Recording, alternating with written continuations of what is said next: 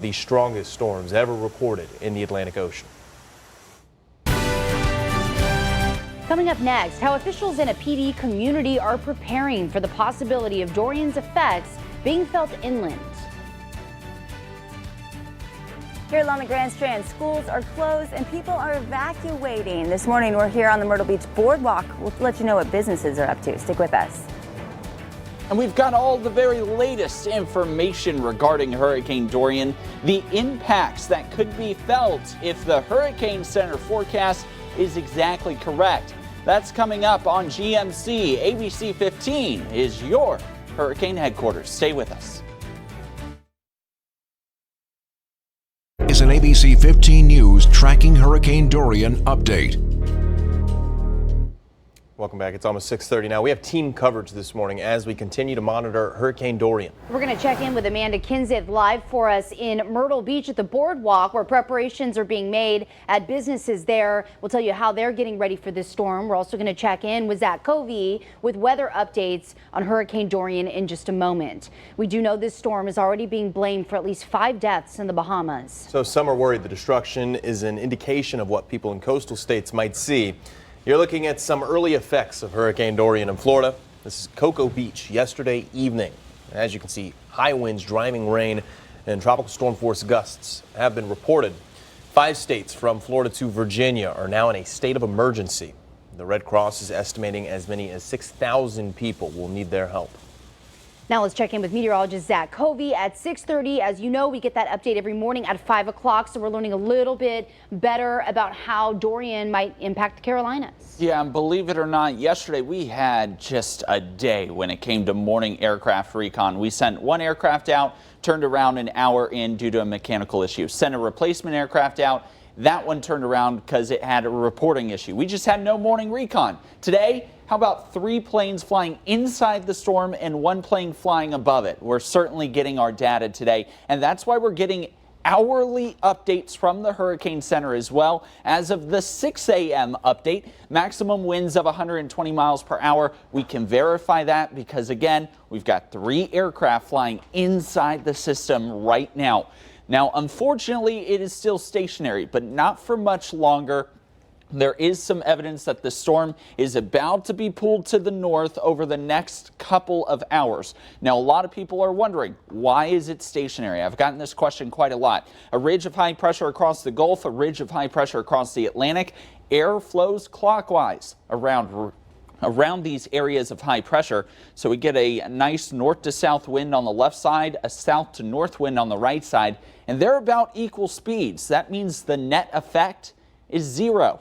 If you've got 8 over here, 8 over here, you subtract it, you get 0, and that is why it is stalled out. But this stationary boundary, this kind of frontal boundary, is going to nudge this high a little to the south, which means this one will become the dominant steering flow, steering the storm to the north later on today. In fact, that is what the 5 a.m. cone shows, that it is expected to move to the north, and by tomorrow morning may not be a lot farther north, but it will be north, and then it picks up forward speed towards Myrtle Beach. Talk about the impacts if this cone is exactly correct and when they begin. That's coming up this half hour of GMC. Crystal. Now that mandatory evacuations are in effect for Zone A in Horry and Georgetown counties, families staying behind are having to make their plans ready. ABC 15's Liz Cooper joins us live from the Breaking News Center. Liz, what can people expect? Well, today we know state government offices are closed. That's new today, and county offices in both Horry and Georgetown County will be on a regular schedule today. Now, also starting today, schools in both Horry and Georgetown counties are closed. Governor McMaster announcing that on Sunday, and they'll be closed ahead of the storm. Now, this is Horry County Schools District's Facebook page. Their post on Sunday after Governor McMaster made that announcement, and you can see here several people commenting here, and majority of them just happy that the governor actually made this decision ahead of the storm, saying stay safe, praise for your family, and they're also just thankful that they're thinking of the students before the storm and all of their safety. Now, obviously, these schools will be turning into shelters for some of them. So Myrtle Beach City Government says Coast RTA, they're going to be making sure people get to those shelters safely. This is what you want to look for if you decide that you need help getting to one of these shelters. This blue and white sign here. This is what you can look for at 20 designated locations throughout Horry County for those bus stops. When Governor McMaster here announced the decision, he says when that evacuation is lifted, city officials say when it's safe, they will lift up that order and they will bring those people back to those designated bus stops. Coast RTA will offer other services today along with these additional hurricane evacuation services, and they may do it again tomorrow depending on the weather. Now, if you have any questions related to the storm, you're encouraged to call the number that's on the bottom of your screen right now. That's the Horry County phone bank. That number is 843-915-5150. Again, any questions related to Hurricane Dorian ahead of the storm, call that number for Horry County questions. Connor and Crystal? In the PD, emergency management officials in Marion County are preparing for any possibility. Officials say they've learned the smallest change in a storm's forecast could have some devastating impacts far inland. County emergency management officials met yesterday to finalize their plans for Hurricane Dorian. We're just evaluating our plans and making sure we have everything prepared. We're going to be prepared. We've been hit pretty hard by past storms, so we don't take them lightly. Officials are working with the American Red Cross and the National Guard, making sure lines of communication stay open, keeping access to help available for everyone in Marion County. With the mandatory evacuations in effect in South Carolina, many are retreating to the Midlands, places like Columbia, to escape Dorian. Crews with our sister station in Columbia spoke to evacuees heading inland along Interstate 26 yesterday. Cars on the highway, as you see, were just bumper to bumper in some spots as people evacuated from Charleston towards Columbia. State troopers began lane reversals Monday morning to help with evacuation orders. And although traffic occasionally slowed to a crawl, some say the drive could have been worse. The drive was hassle-free and the traffic was normal, and because the two lanes were open, there was no oncoming traffic, only outgoing traffic. So I felt the drive was very, very good. SCDOT has some helpful tips for evacuees. Know your evacuation route, be patient, and make sure that your car is filled with gas, food, water, cash, and a first aid kit. Some business owners on the Grand Strand are boarding up to weather this storm. ABC 15's Amanda Kinzit live this morning on the Myrtle Beach Boardwalk with a look at the preparations that have been made so far. Amanda? That's right. Hotel owners have been asking their guests to leave because of the evacuation here in Zone A. And you can see right here some of the businesses here along the Myrtle Beach Boardwalk. They've got their hurricane shutters up. They've got the sandbags up. However, other businesses, well, they're not boarding up just yet.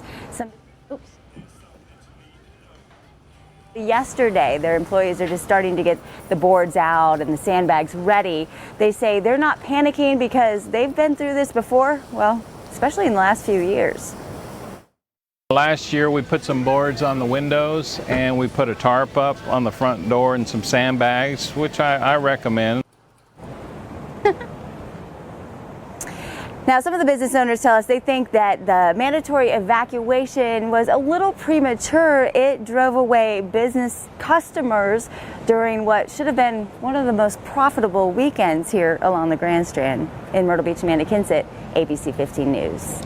Thank you, Amanda. Like we said last half hour, I mean, it's tough. Labor Day weekend, you want to have fun with the family. It's good for businesses, all that, but safety always takes priority. Absolutely. We don't want anyone in harm's way. So even though it wasn't a fantastic weekend economically, hopefully somehow we can make up for it in the fall. And everyone will be safe. Make up for it and worth it again with all the issues we've had recently in this area too with hurricanes. And we will be on top of Hurricane Dorian coverage every step of the way, but we can't be everywhere. So that's where you come in.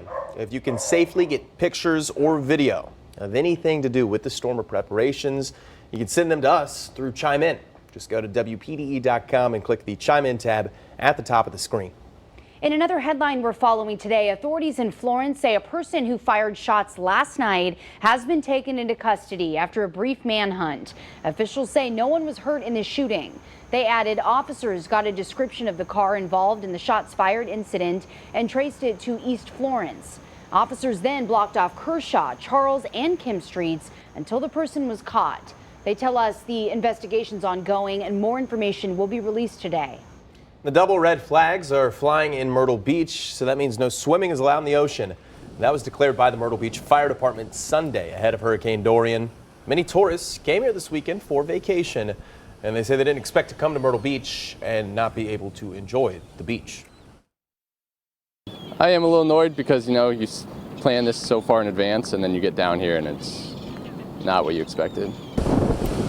A couple of tourists told us they saw people try to get into the water yesterday, but Myrtle Beach ocean rescue crews stopped them.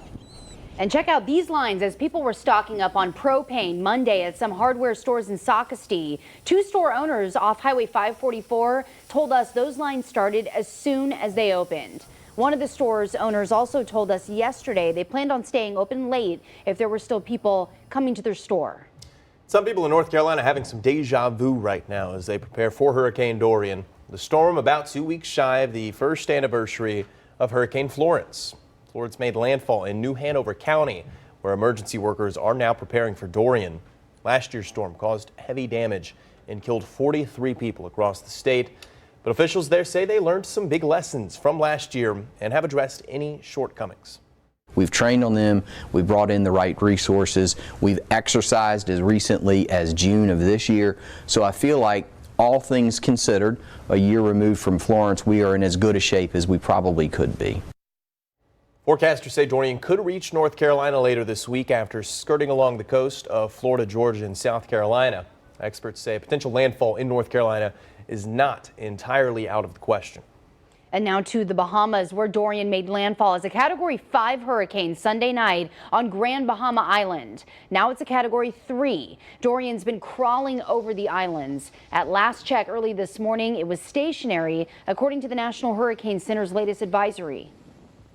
The initial reports from Abaco is that the devastation is unprecedented and the first relief aid helicopter left for the Bahamas yesterday from Miami. The Coast Guard brought the first victims of Dorian in Abaco to waiting ambulances in Nassau. Reportedly, Coast Guard choppers had more people lined up for evacuations than they could even handle.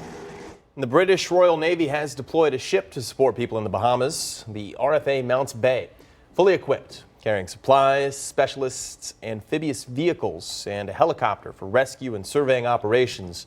Officials with the British Navy say they deploy ships every year ahead of hurricane season as standard protocol. They arrived at the islands yesterday and were set to deliver aid once the official request came through.